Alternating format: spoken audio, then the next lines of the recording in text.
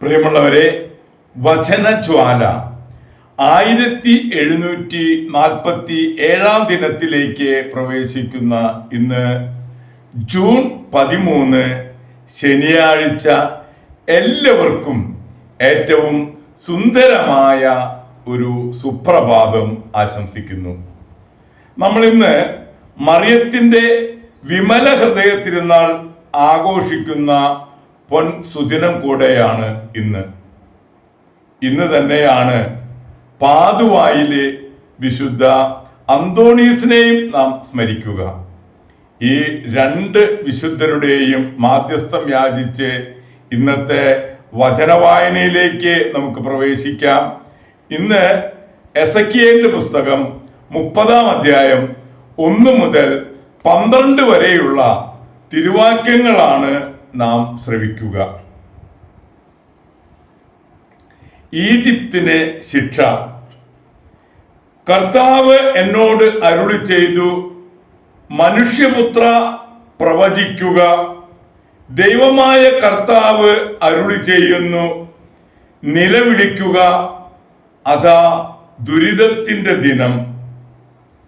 ദിവസം അടുത്തു. കർത്താവിന്റെ ദിവസം സമാഗതമായി.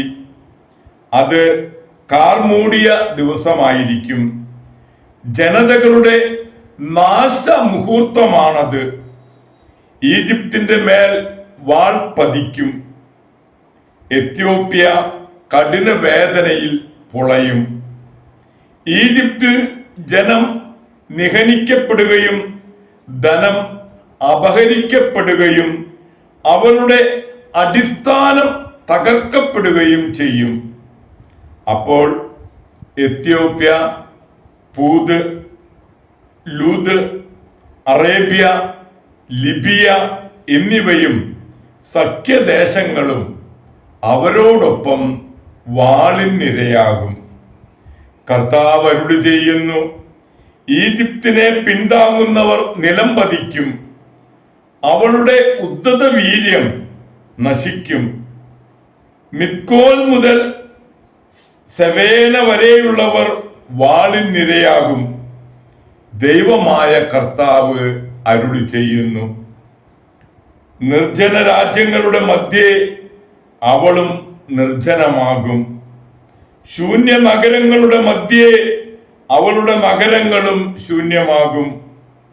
ഈജിപ്തിനെ ഞാൻ അഗ്നിക്കിരയാക്കുകയും അവളുടെ സഹായകർ തകർക്കപ്പെടുകയും ചെയ്യുമ്പോൾ ഞാനാണ് കർത്താവ് എന്ന് അവർ എന്നെ അറിയും. അപകടഭീതിയല്ലാത്ത എത്യോപ്യരെ പരിഭ്രാന്തരാക്കുവാൻ ദൂതന്മാർ എൻ്റെ അടുത്തു നിന്ന് കപ്പലുകളിൽ പുറപ്പെടും. ഈജിപ്തിന്റെ വിനാശകാലത്ത് അവർ പരിഭ്രാന്തരാകും. അതാ അത് വന്നു കഴിഞ്ഞു. ദൈവമായ കർത്താവ് അരുളി ചെയ്യുന്നു, ബാബിലോൺ രാജാവായ നബൂഖദ്നേസറിന്റെ കരങ്ങളാൽ ഈജിപ്തിന്റെ സമ്പത്ത് ഞാൻ ഇല്ലാതാക്കും. ഈജിപ്ത് നശിപ്പിക്കേണ്ടതിന് അവനെയും അവന്റെ കൂടെയുള്ളവരെയും ജനതകളിൽ വെച്ച് ഏറ്റവും ഭീകരന്മാർ തന്നെ ഞാൻ കൊണ്ടുവരും. ഈജിപ്തിനെതിരെ അവർ വാളൂരും. മൃതശരീരങ്ങളാൽ ദേശം നിറയും. നൈൽ നദി വറ്റിച്ചു കളയും. നാട് ദുഷ്ടന്മാർക്ക് വിൽക്കും. വിദേശീയരുടെ കരങ്ങളാൽ ആ ദേശവും അതിലുള്ള സമസ്തവും ഞാൻ ശൂന്യമാക്കും. കർത്താവായ ഞാനാണ് അത് പറഞ്ഞിരിക്കുന്നത്.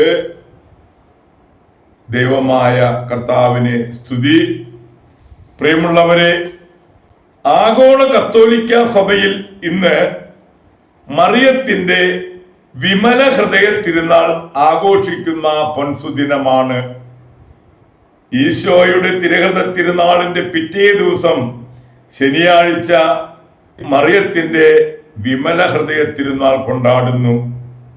ഈ രണ്ട് ഹൃദയങ്ങളും 9 മാസം ഒരു ശരീരത്തിലായിരുന്നുവല്ലോ. ഒരേ രക്തമാണ് ഇരുവരുടെയും. അത്ഭുത കാശുരൂപം വിമല ഹൃദയത്തോടുള്ള ഭക്തി പ്രോത്സാഹിപ്പിച്ചു. ഫാത്തിമ ദർശനത്തിൽ ലൂസിയോട് വിമല ഹൃദയ ഭക്തിയെപ്പറ്റി സംസാരിച്ചിരുന്നു.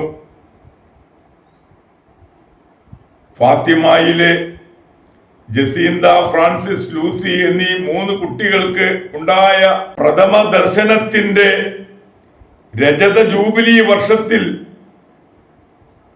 ലോകത്തെ മറിയത്തിന്റെ വിമല ഹൃദയത്തിനെ പ്രതിഷ്ഠിച്ചു. വ്യക്തികളും സമൂഹങ്ങളും തങ്ങളെ വിമല ഹൃദയത്തിന് പ്രതിഷ്ഠിച്ച് വിശുദ്ധ കുർബാനയിലൂടെയും ജപമാല ചൊല്ലിയും മറിയത്തിന്റെ വിമല ഹൃദയമേ ഞങ്ങൾക്ക് വേണ്ടി അപേക്ഷിക്കണമേ എന്ന് പ്രാർത്ഥിക്കുന്നു. നമുക്കും അവരോട് കൂടെ പ്രാർത്ഥിച്ചുകൊണ്ട് മാതാവിൻ്റെ വിമല ഹൃദയ ഭക്തിയിൽ പങ്കുകാരാകാം. പ്രിയമുള്ളവരെ, ഇന്ന് തന്നെയാണ് അത്ഭുത പ്രവർത്തകനായ വേദപാരംഗതനായ പാതുവായിലെ വിശുദ്ധ അന്തോണീസിനെയും അനുസ്മരിക്കുന്ന പൻസുദിനം. സ്നാനം നാമം ഫെർഡിനൻഡ് എന്നായിരുന്നു. പിതാവിനെ രാജകൊട്ടാരത്തിൽ ജോലിയായതുകൊണ്ട് ഒരു രാജകുമാരനെ പോലെയാണ് വളർത്തിയത്. 15 വയസ്സു മുതൽ അഗസ്റ്റീനിയൻ ആശ്രമത്തിൽ താമസിച്ച് പഠിപ്പിച്ചു.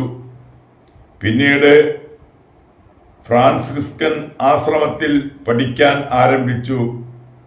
ആ സമയത്ത് ആ കുട്ടിയിൽ സുവിശേഷ പ്രകടനത്തിന് പോയ 5 സന്യാസികളെ ശുശ്രൂഷിക്കാൻ അവസരം ലഭിച്ചു.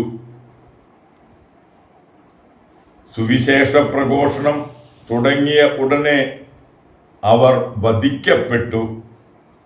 ഈ സംഭവം ആന്റണിയിൽ ഈ സഭയിൽ ചേരാൻ ഉത്തേജനം നൽകി. 25-ാം വയസ്സിൽ വൈദികനായി ആഫ്രിക്കയിലേക്ക് പുറപ്പെട്ടു. നല്ലൊരു പ്രാസംഗികനായിരുന്നു ആന്റണി.